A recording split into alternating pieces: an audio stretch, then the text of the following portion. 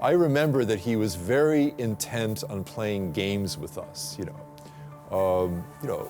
children's games. The sense I had was that he really liked children, and he was very good with them. And he asked me, "So, Sasha," that's what he called me, "what are you reading now?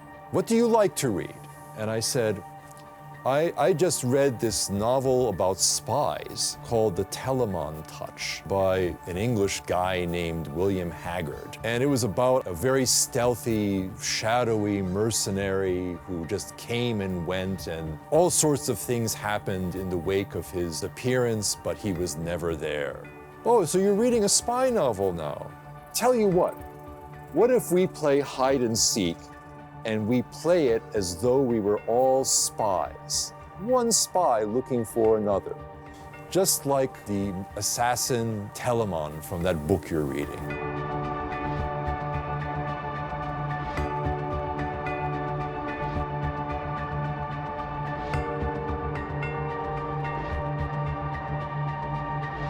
He's, teaching regular classes at the university. He has an academic schedule. He's due at class on such and such a morning. I think it was a Tuesday morning. He has a routine where he, drives from his house in Boulder to the campus. Well, that particular morning that he disappeared, he never showed up. What he left behind was very interesting. He was living by himself at the time, as far as we know. His breakfast was fixed, burnt toast on the tabletop. He had cold coffee that he had poured for himself. He had papers laid out on the kitchen table. His briefcase was there. His passport was there. His wallet was there. There were clothes in the closets upstairs in his house. He just literally vanished.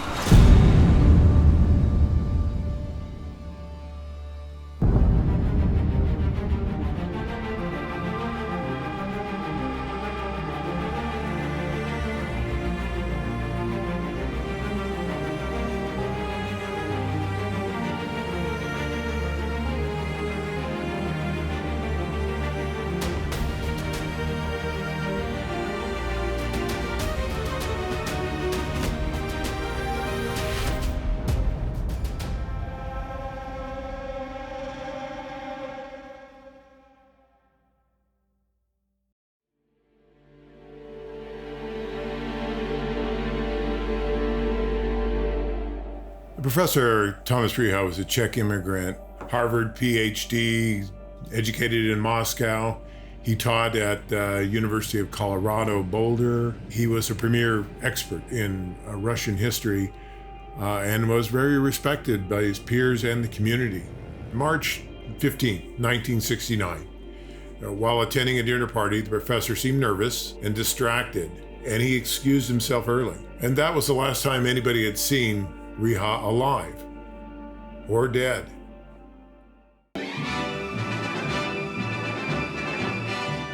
May I emphasize that the Federal Bureau of Investigation is as close to you as your nearest telephone. It belongs to you. It seeks to be your protector in all matters within its jurisdiction. However, if a member of your family is threatened with kidnapping and you keep it a secret, all the law enforcement agencies in the world cannot aid you. But if you give proper notification immediately upon the receipt of a threat of kidnapping or extortion, the entire power and facilities of this Bureau will be thrown into action to bring the culprits to justice. Joseph Smiley, who was the chancellor at the University of Colorado at the time, in the height of the search for Riha, because they sent search parties out throughout the mountains. They did all of this after his immediate disappearance. Shortly thereafter, he reported that he got a call from the CIA that said, call off the dogs, call off the bloodhounds. No more searching for Riha. He's safe and sound. Apparently, someone at the FBI talked to a woman in Denver who said that Thomas Riha was upset about his recent divorce and went back to Czechoslovakia. The words they specifically said were, quote, that he is alive and well. Exactly who is this woman that the FBI spoke to? Riha was a married man. He actually got married in in Colorado. She was a Czech mail order bride, basically. And they ended up splitting 6 months, maybe even less, after their wedding. And she moves back to New York. Hannah was interviewed by the police after Riha disappeared, but she was never a suspect. No one was a suspect. So the police weren't doing anything about Riha's disappearance, and neither was the school. Everyone seemed fine with the story that Riha had fled to New York or Chicago or Canada. But Riha had friends that weren't giving up that easily. Apparently, there was a teacher at Boulder who was from Russia. She and Riha were friends, and when Riha went missing, she knew something was wrong. She knocked on the door of an associate professor, Kay Howe. She asked Howe if she knew anything about the disappearance of her friend, and that he must be in terrible trouble. She was more upset that nothing was being done and pleaded with her to get in touch with some big major media outlet and ask them to investigate. Her attempt to convince her colleague worked because Mrs. Howe sat down and wrote a letter to Time magazine. Soon other associates of Riha became greatly concerned. Not satisfied with the answers, the university and police, they began writing letters to people of even higher positions of authority. Dear Mr. Lenvin, I should like to call to your attention the fact that one of our colleagues here, Professor Thomas Riha, disappeared mysteriously 3 weeks ago. I am calling these details to your attention because according to information made available by the administration of the University of Colorado, Riha has decided to return to Czechoslovakia. He is allegedly awaiting permission from Prague in New York at this time. Should that indeed be the case, there is evidence to assume that his action is not voluntary. Moreover, certain actions taken by the administration may actually contribute to his apparent decision. I am confident that the Department of Justice will want to look into these matters while there is time. Sincerely yours, Stephen Fisher Galati, Professor of History, University of Colorado, Boulder. Our mother brought us an issue of Time magazine. She held on to it, the cover closed, and she said, "Get ready, prepare yourself for the article you're going to see." She opened it up and showed us, lo and behold, Time magazine's article about Thomas's disappearance in Colorado. And there he was, the photograph of him in the article, smiling in his impeccably tailored three-piece suit, right? With that twinkle, that glint in his eye. And my sister and I were completely taken aback because we liked him. And what happened to him? I mean, how could he have just disappeared? He just vanished without a trace.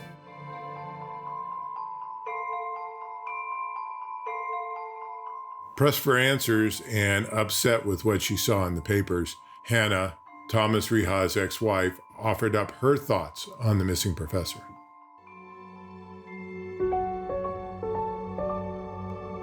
I believe Thomas may not be alive. He doesn't even write his mother. No, he would not do it this way. Disappear so suddenly. He would contact his mother, the university, his friends, even me. When he doesn't do this, I can only think he's not free to do what he wants. I know Thomas. He's a responsible man. His home was like his castle. He once said no one could throw him out. He never would have left his job, his friends, his home, his paintings, not this way. He was popular with his students. He liked Boulder. There was no reason for him to leave. This was his life. I kept thinking Thomas was hiding because of the divorce and that he will be back. For him, life was like a flower. He enjoyed life so much. He was so alive. There was another woman in Riha's life, a woman named Galya Tannenbaum. Galya Tannenbaum was my mother. She was a friend of Thomas Riha. She had helped him with several legal issues while living in Boulder. She introduced him to her attorney, Dennis Blewett. And so she had been involved in helping Thomas and Hannah with several aspects of their life. Galya was there all the time. So he had a relationship with Galya at the same time he was having this relationship with his wife. She never got along with Galya, thinking all along, and probably rightfully so, that Galya being his mistress at one time. She, was an intimidating person. There's no question about it. She was a tough character. She had a mental capacity that was just off the charts. She had a tough background as well, growing up in Chicago, married twice before, 4 children by different fathers. I mean, she was a tough cookie. There's no doubt. And Galya attended we have records that she attended the wedding. Mrs. Hannah Riha states that their wedding reception was the first time Mr. Thomas Riha and Mrs. Galya Tannenbaum had met each other. Tannenbaum was not among the invited guests, yet she and Mr. Riha spoke for a very long time. She stated that she was a colonel in the United States military intelligence and could help bringing Riha's nephew, Zdenek Cherveny, to the United States from communist-occupied Czechoslovakia. She was involved somehow with bringing over Riha's nephew, Zdenek, from Czechoslovakia. So she had some involvement in with regards to immigration, perhaps through Dennis Blewett in some capacity. So they were friends, confident friends, possibly more. This intense investigation, search by the local authorities, all of a sudden stops. The cops kind of pull up their tent and everybody forgets about it. But in this case, the press was all over it. They continued to beat the drum. There was so much mystery and so much press, but so little information. And then something happened that changed the entire narrative of the story, changed for the worse for my mother. Denver police are investigating the deaths by poisoning of 2 persons. Captain Arthur Dill said Monday. Dill said cyanide poisoning has been listed by the coroner office as the cause of death of Gustav Frederick Ingerson, 78, 1434 Forest Street, and Mrs. Barbara Egbert, 51, of 1330 Race Street. Ingerson was found dead on a couch in his home by a neighbor at about 6 p.m. June 18th. After the elderly man hadn't been seen in a day or 2. Mrs. Egbert was found dead on the living room floor of her apartment at 7 p.m. September 13th by the apartment house owner. 2 of my mother's friends died in mysterious suicides, less than 3 months apart. Both were attributed to cyanide poisoning. And even though there's no clear or hard evidence, my mom was immediately considered their suspect. And then it came out that my mom and Riha had a relationship, and she was somehow the suspect in that as well. He somehow disappeared mysteriously. There was some concern. He seemed to have disappeared. Did anybody know anything about it? People talked about Thomas Riha and the Thomas Riha affairs, it was called, I guess, for a while in the newspapers. The story about Galya broke, and it was a big story. Our newspaper covered it. The Pueblo Chieftain Star Journal was the newspaper I worked for, and all the other newspapers in the area. Mrs. Galya Tannenbaum, a key figure in the mystery of a missing university professor, was arrested at her Denver home Friday by investigators from Boulder and Denver. A team of investigators from Denver and Boulder police departments and district attorneys' offices searched Mrs. Tannenbaum's house at 248 Logan Street in Denver, after booking her temporarily in the Denver City Jail. She was later transferred to the county jail in Boulder. Lieutenant Ralph Ruzichka of the Boulder Police Department said, Mrs. Tannenbaum is being held on a $2,500 bail. Her 2 children, a 10-year-old son and 3-year-old daughter, went to the home of friends. The extensive search of Mrs. Tannenbaum's home unearthed other documents, including items which he said appeared to figure in the forgery inquiry, were items police believe belonged to Riha. Tannenbaum pleads innocent. The only solid trace of Mr. Riha since his disappearance was the location of his engraved wedding band, which he was wearing at the time of his disappearance. It was found in the home of Gustav Ingerson.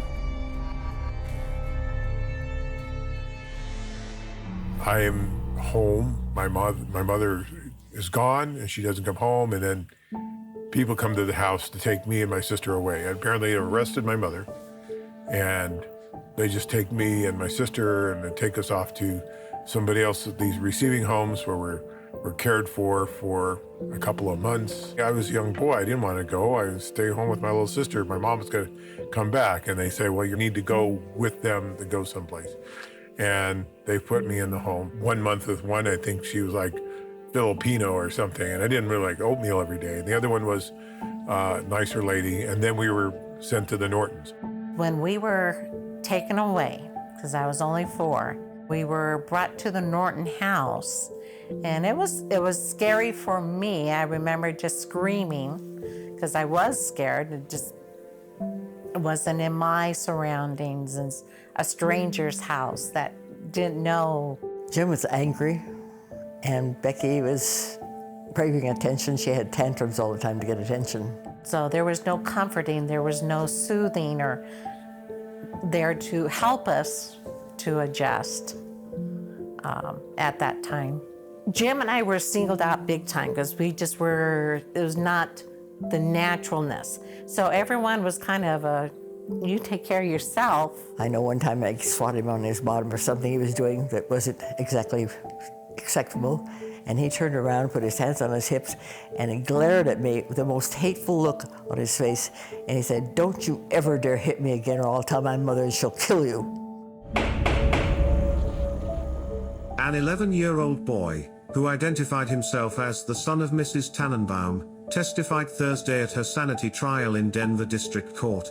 During her son's testimony in the courtroom, Mrs. Tannenbaum was visibly affected and dabbed frequently at her eyes with a tissue.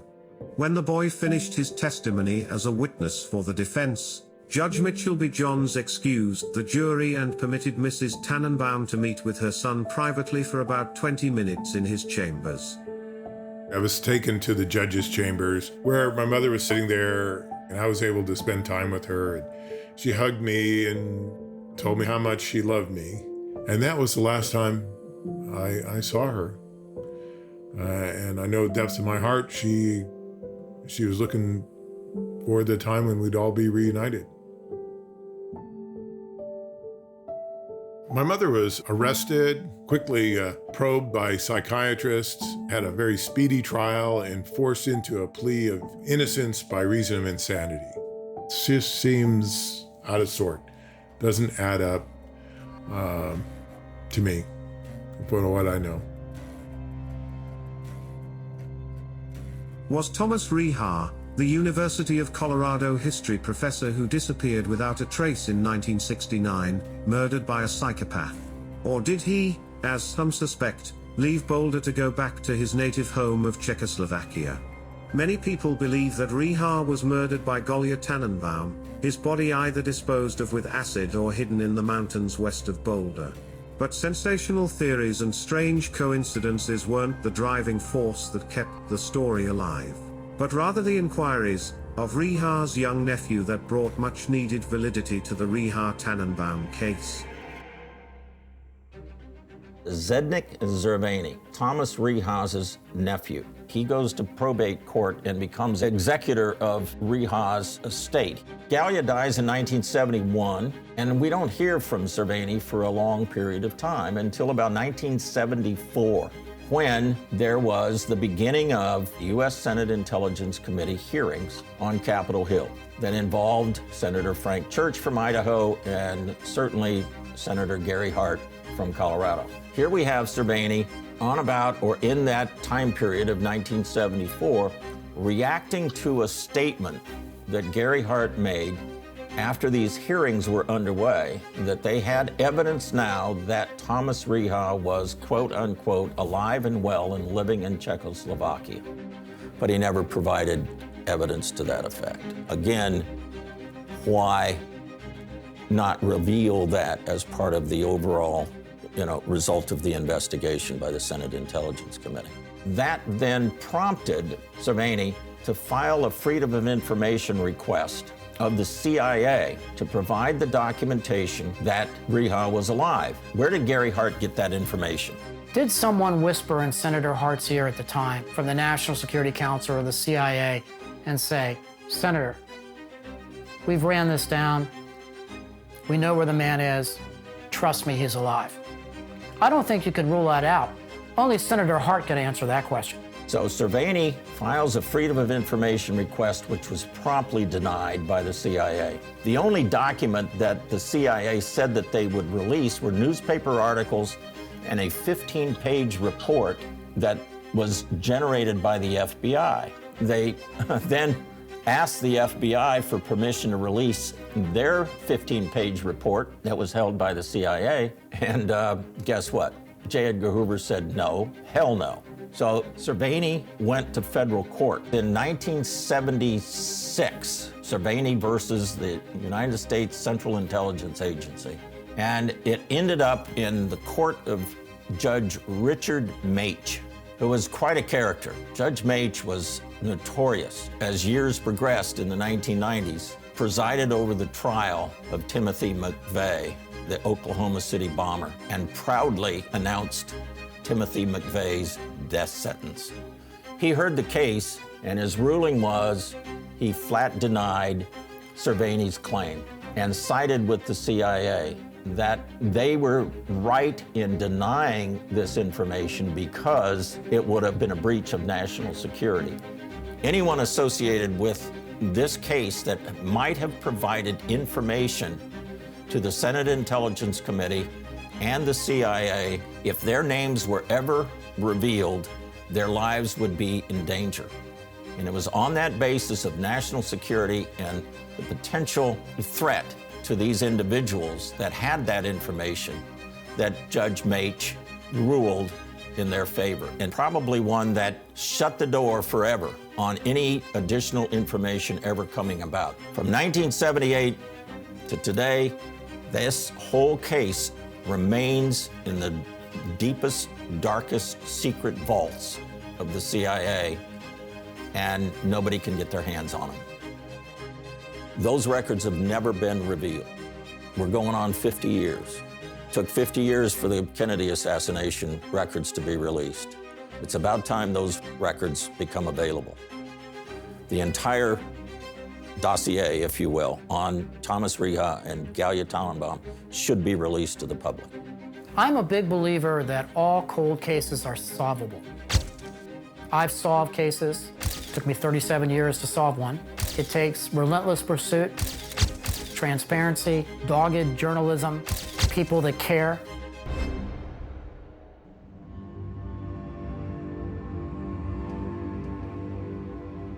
After my mom had passed, I think Gail Norton got an opportunity to go to Visalia, California. And in the course of living in Central California, I went through my high school, and then I had an opportunity to go back and stay with some relatives of the Nortons called the Waltons. I had such a sense that Jim is free. Jim is going to be taken care of. Jim is the lucky one. And at the course of being in Denver, there was a woman named Kathleen Hayes, and she had been writing a book about this whole experience about my mom. She called it The Colonel and the Tomcat or something like that. It was an unfinished manuscript. She was working on it. She had a plethora of newspaper clippings and things she's been working on. She wanted to interview me, asked me questions, and she started talking about this case. Well, now I'm a young 20s. I'm no longer a 10 or 11-year-old. And the question about her suicide, I think maybe that's where I started learning more about the suicide angle of it all. And she was saying she would send her manuscript off to a publisher, and they'd be all excited about this story. And then all of a sudden, out of the blue, they send her all the materials so they don't want to talk about it anymore. And she found that really quite unusual. And how she started saying how the pieces weren't always adding up, that there was no ending, that whatever happened to the professor, there's more to the story than I was told as a kid.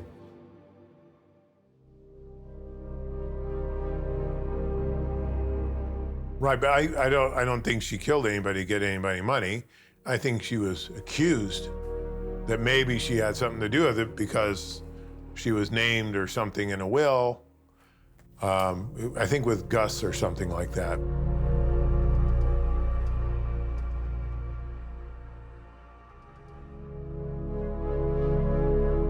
I never saw my mom worried, whether it's Dr. Riha or anybody, zero. Local Denver newspaper reports on a mysterious chartered plane. Galya Tannenbaum appears at Longmont Flying Service, inquiring about chartering a flight. She reportedly presents herself as a Secret Service agent, and that the flight is for two very important dignitaries. Tannenbaum writes a check for $330. The check is signed by Thomas Riha. But the check is later returned from the bank, citing insufficient funds. Tannenbaum's activity is reported and a warrant for her arrest is issued. The official charge: forgery to commit fraud against the will of Gustav Frederick Ingerson. Now we've got the district attorneys all clamoring for attention and who's going to charge her first. It eventually happened in such a way that the Denver district attorney, this Mike McKevitt, was the first in line, and he got to file the charges. Everything keeps pointing to her on these things that just don't add up. She was being convicted at the death and disappearance of her friends and Riha in the court of public opinion, not in a court of law, not by real facts. I began to question things, and I was kind of interested to find that I wasn't the only one questioning, that there are others ahead of me that had already started the research.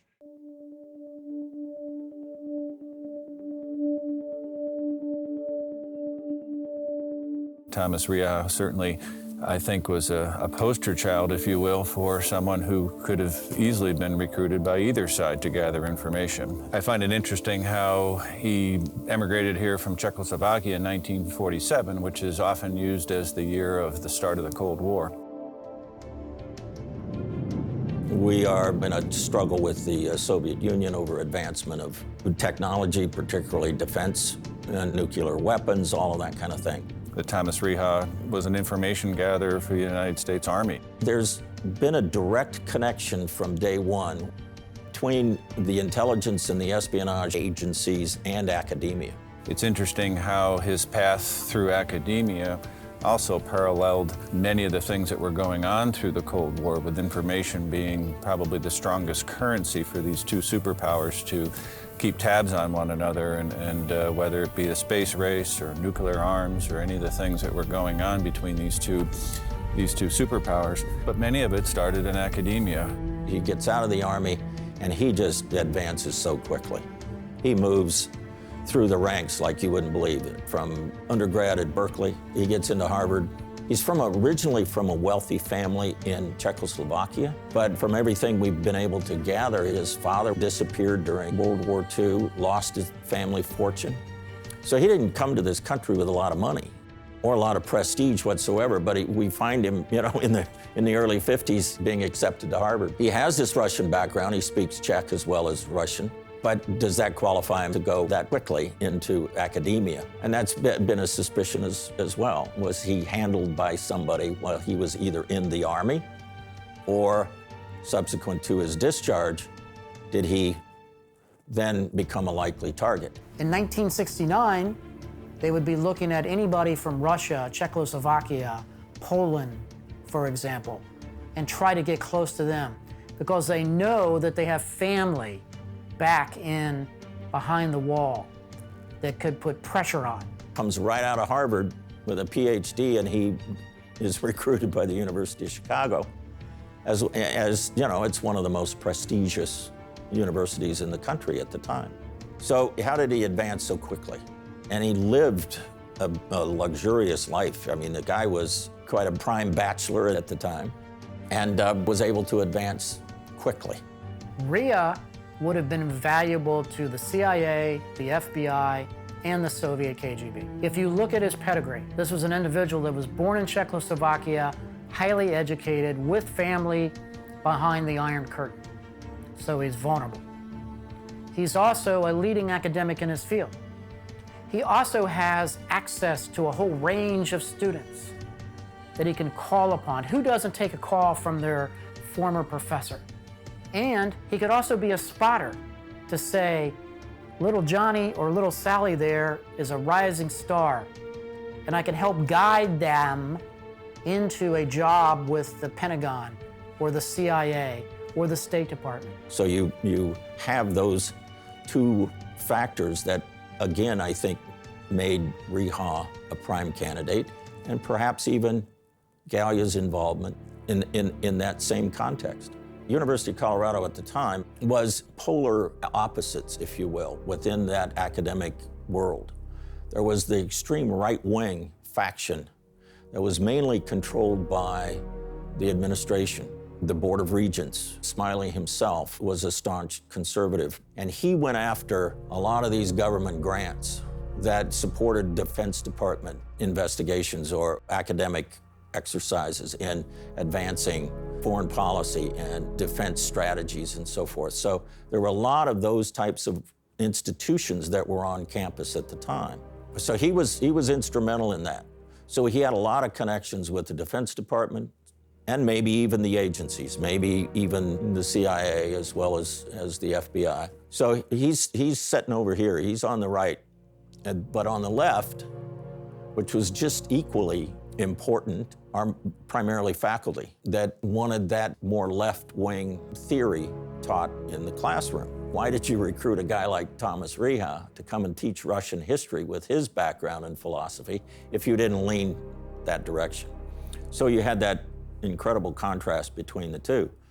In the mix, of course, you've got the Vietnam War that's raging, and you've got those polar opposites that are, opposed and support the war. And then you've got the emergence, of course, of the racial strife in the country. So our country's vulnerable. Our defense is down. We've got our attention focused on other things. And if that's not a prime environment for espionage and stealing our secrets, I don't know what is. There's an acronym that is used in the spy world called MICE. M is money, I is ideology, C is compromise, and E is ego. The Soviets believe in those four tenets, those four legs of a stool. And one of those can be used to pretty much recruit anybody. Everybody has some degree of money problems. Ideology, you either hate the administration or you don't. Compromise, everybody's got their vulnerabilities. Could be lifestyle-related issues. Ego, who doesn't believe they're not getting what's due to them? And why is that person promoted and I'm not? So the Soviets do target identification on people predicated upon that as one tool that they use to recruit sources of information. Anybody that traveled or had called the Soviet Union or sent a letter to the Soviet Union was of interest as an internal security risk. Why is he traveling to Moscow? I still can't figure that out during the height of the Cold War. The important clarification here is that just because that person might be of interest doesn't necessarily mean that person has been recruited by anybody. But Riha is a poster child of the kind of person that most intelligence agencies would want to recruit, put them on the payroll. And the other variable here is who's to say he wasn't on everybody's payroll? It's not unusual to find agents that have been doubled and perhaps are working both sides of the fence, and maybe one intelligence agency knows and another one doesn't. Let's say, for the sake of argument, Riha had been recruited by the KGB, and he admitted that to the CIA. Well, the CIA is then going to use him against the KGB. And the CIA is not necessarily going to tell the FBI that they're using Riha anyway. And that's just the nature of the business. The United States has always been infiltrated by Soviet spies. That is part of what they do. Look, intelligence agencies exist to steal secrets, to spy, to infiltrate other countries, to put sleeper agents inside of each nation state for the purposes of intelligence collection, to get close to what they believe to be targets from a target assessment. So this has been going on forever. This is nothing new to what's taking place today, but the Soviets have always been that kind of intelligence agency that loves covert action. They love assassinations. They love clandestine type of activity. They create highly compartmented silos within their organizations for that. One of the big ways that you identify spies is through defectors or defectors in place. Individuals that are still working for the government secretly and says, oh, by the way, I know we have a sleeper in place in Boulder, Colorado, and I think he's a professor. The foreign exchange teacher from Russia that was friends with Riha, she was one that was responsible for the national attention by bringing it to the attention of University professor Kay Howell. It was Howell that took the story to Time magazine and from there gained national attention. But the interesting thing is that the worried Russian teacher hinted that Riha may have been involved in covert activity. Now that's a strange thing for someone to arrive at on their own.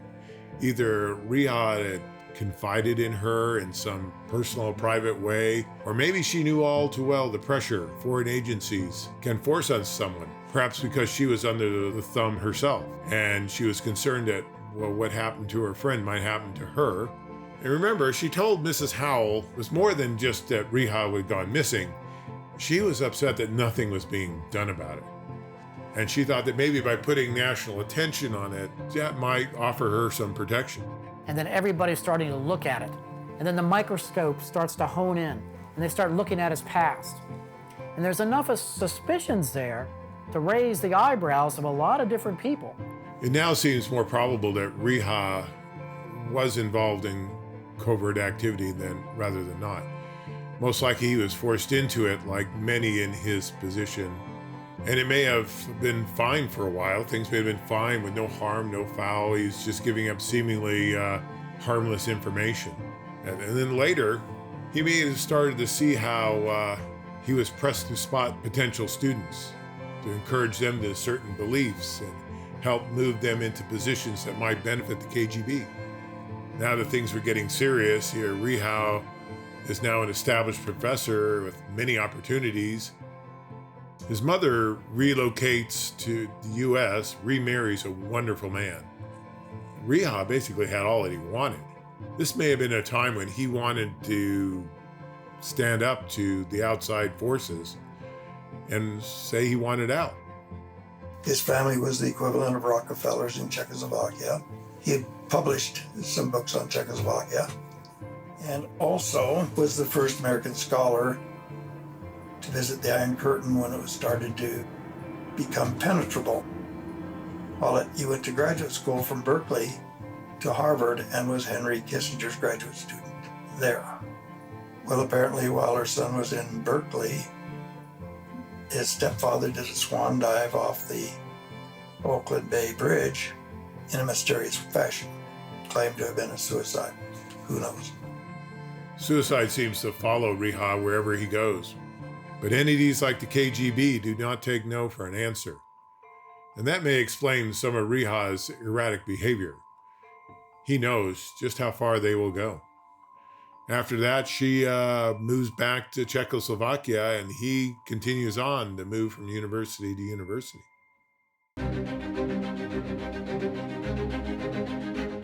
The fact that he was at UC Berkeley and then Harvard and then the University of Chicago and was he moving because of academic opportunities, or was he moving because someone asked him to move to infiltrate some other organization or some other university or serving some higher purpose?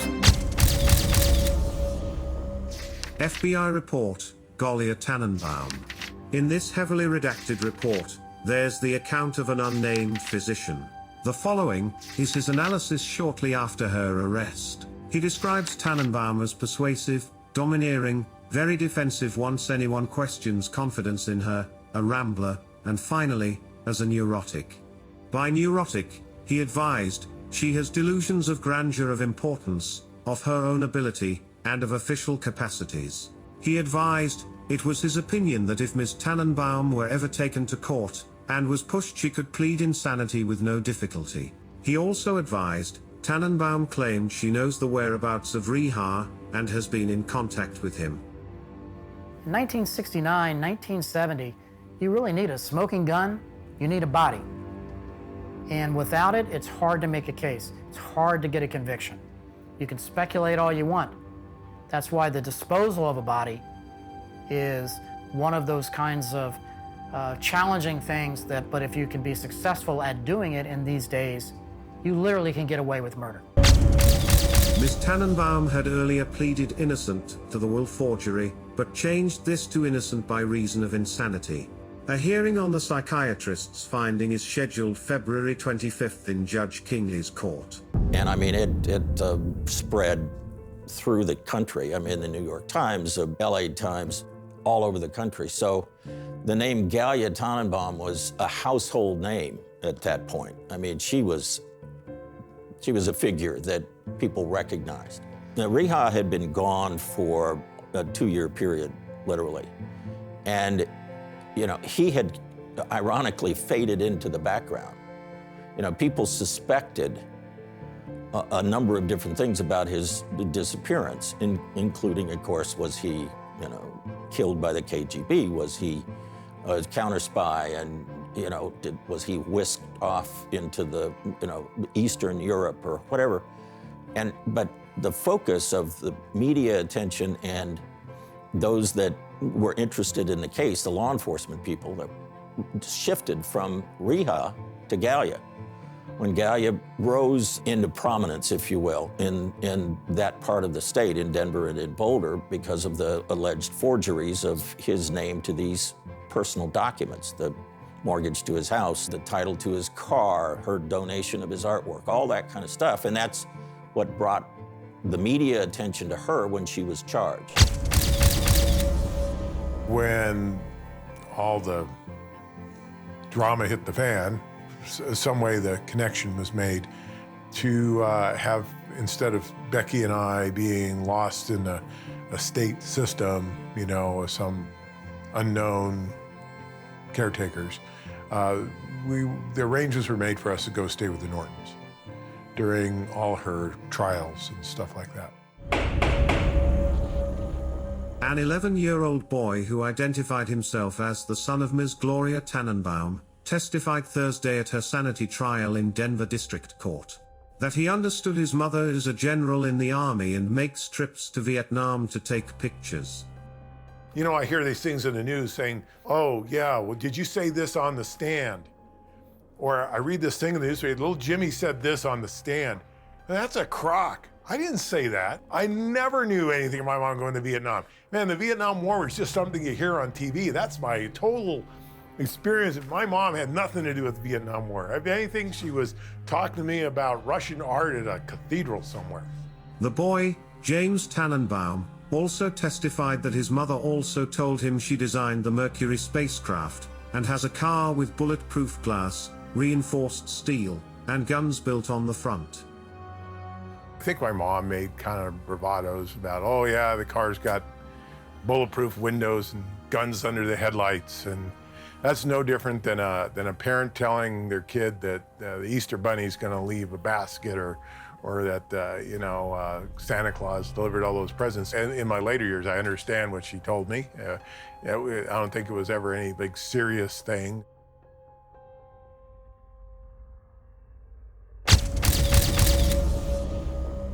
She makes some sort of plea bargain to go, okay, by reason of some temporary insanity, I wasn't in my right mind when I wrote the check, so she doesn't go to a regular jail. She goes to a hospital, so to speak.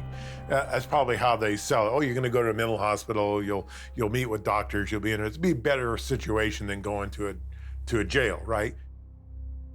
When she was committed to the state hospital, the state mental institution, and at that time they called it the asylum, it was big news in that town because that's where it was located, in Pueblo. Everybody knew about it, but then everything went radio silent after she was committed. That place was a hellhole. We have to put it in perspective. This is the late 60s, early 70s, when mental health was not really an issue to most people. It was treat them with drugs, maybe even, forced surgeries. especially with women. And that's the tragedy of it, is that when she was committed, she pleaded not guilty by reason of insanity to forgery charges. She was thrown in with the worst of the worst. Here you've got a woman that had, a minor offense, if you will, thrown in. They take her kids away from her, and they throw her into this locked ward, this woman's ward. But even back then, they mixed them with men. They were thrown together. And not to say that they were, male, female in the same cell block, but they intermingled. And that was not good. I remember many times going out there, and it was like right out of the worst movie that you can imagine in terms of the atmosphere.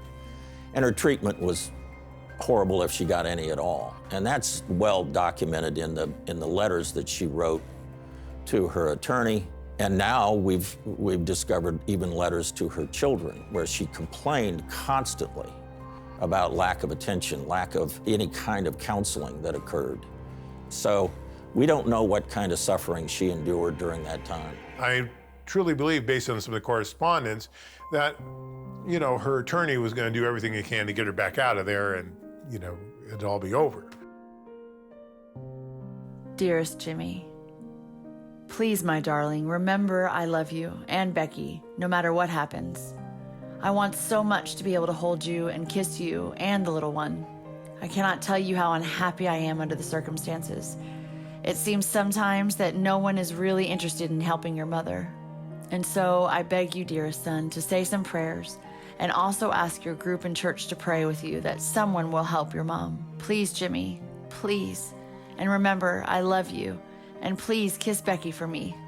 Love, Mom.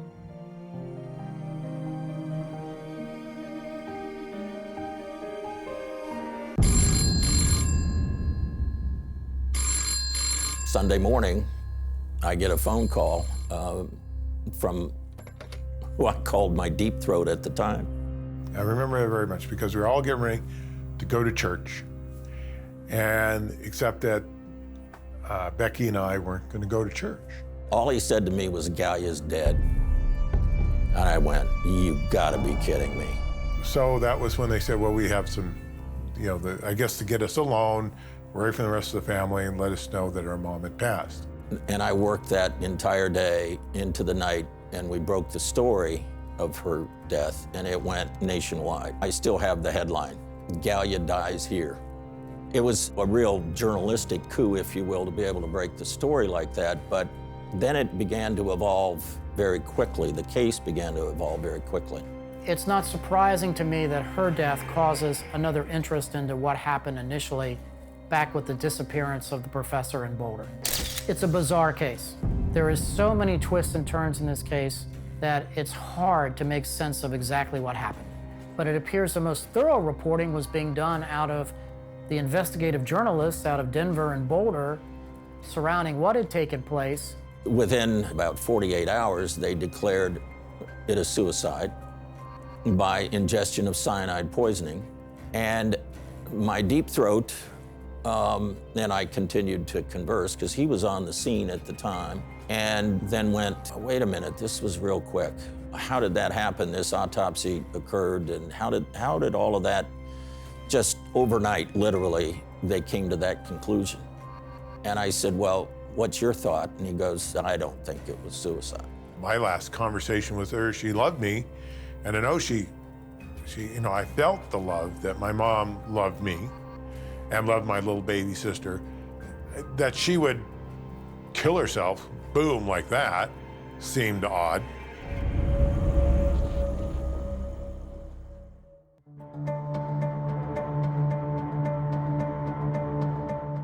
If I can set the scene, I mean, Pueblo was an interesting place. It was a big steel town, a big union town, but it was also somewhat corrupt. There was a lot of underhanded deals that were going on.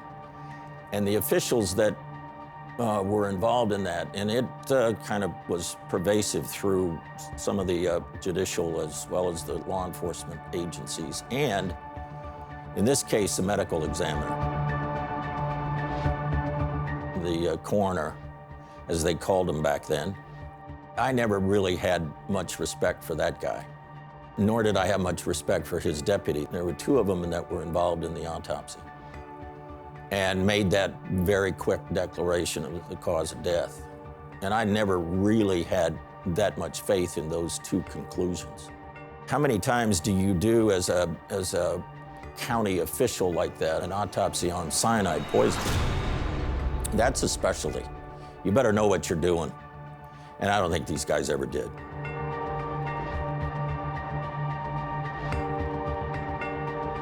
Cyanide poisoning is a rare thing to see clinically. If you're going to be exposed to a large enough dose that it could kill you, it's very likely to kill you within minutes. There has to be more to the story there. It doesn't make sense as to how she died. So that in itself is a suspicious kind of death that clearly was not thoroughly investigated to try to determine, was it self-induced or was it induced by another party that purposefully killed her? If somebody ingested cyanide and within moments was severely symptomatic, I would expect if they were going to die, it would be a matter of minutes and not hours. And again, this is an era where there's not digital surveillance photography. There's not audit trails on drugs that's being administered. I'm sure you could have slipped somebody $100 in those days to do anything inside of an insane asylum. These are where people go that have been forgotten.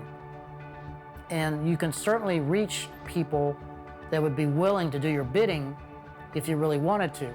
After the autopsy and this declaration, this suspicious declaration, all hell broke loose. The place was overwhelmed almost immediately by a number of different law enforcement agencies. When she died, that's when this thing exploded again. There were FBI, Colorado Bureau of Investigation, the Sheriff's Department. It was Keystone Cops. They were all over each other. And it was chaos.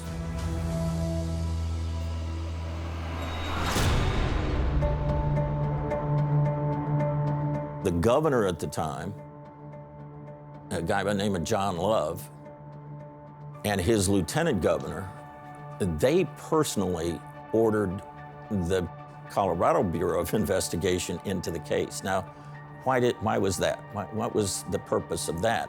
To spend state resources. So that's beyond local government of Pueblo. It's bigger, it's bigger than that. And we were overwhelmed with CBI agents, and they were tripping over FBI agents. And it was just total chaos. Another Boulder woman said Tuesday she was interviewed for about 2 hours in April by an FBI agent, seeking information about Ms. Tannenbaum, Riha, and Mrs. Hannah Riha, who then was the professor's wife. The woman said, "I was surprised when I read in the paper recently that the FBI said it wasn't involved." The FBI had one primary mission: find spies, hunt down spies, try to turn them, try to double them. If they're not going to double, then we're going to prosecute them. The CIA's primary mission is the national security intelligence collection abroad. They exist to go overseas and to steal secrets to keep America prepared for predominantly war. Their jurisdiction is really not for missing people. That's really a local and state kind of problem. She was claiming she had evidence on politicians that she could use to collect some money from and all this kind of stuff, and was tying a bunch of stuff together. One night, it was about Halloween, I was parked near her house. She got into her car and drove to the new customs building in Denver and right down through the gate into the underground parking, and was there for 8 hours and then exited about 5 o'clock in the morning. The new customs house housed the Army, Air Force, and Navy recruiting stations and the FBI office and a lot of the intelligence offices of the military. So a lot of what she was saying sort of checked out. I think that she may have been involved in things that were questionable, but not always of her own creation. I think my mom was the survivor, so that the talk of suicide is what runs counter to that, because she was so strong. She seemed like she would not give up. Her death was a direct result of some connection with Riha. She became a household name because of Riha and her relationship with him. So yes, when she died, that rekindled the whole story. Why did she die? Did she just commit suicide because she was crazy and wanted out? Well, I never bought that theory either, because she stayed in contact with her kids. She was constantly writing very, very articulate letters to her attorneys, complaining to this administration there at the hospital and so forth. So for her to just up and say, I'm checking out, I've had enough at 40 years old, when she still professed time and time again how much she cared for her children, how desperate she was to be released. Again, it was contrary to the official declaration. Professor Thomas Riha goes missing under strange circumstances. Soon after, Galya Tannenbaum dies mysteriously in a psychiatric prison hospital of cyanide poisoning. Galya's autopsy should be released. If not, her body should be exhumed and examined. There is too much contrary evidence of her death by cyanide poisoning that it needs to be further investigated. All the while, Galya claimed to be in contact with Riha, even stating to police that he would be returning soon. Neither government officials nor friends and colleagues put any faith to her claims. Who was the man with an accent, who reportedly answered the telephone on the morning of March 17th at the Boulder home of Professor Thomas Riha, officially listed as missing since that date? Hello, I'm calling on behalf of a survey on a proposed study of city-owned utilities. Hello? Hello?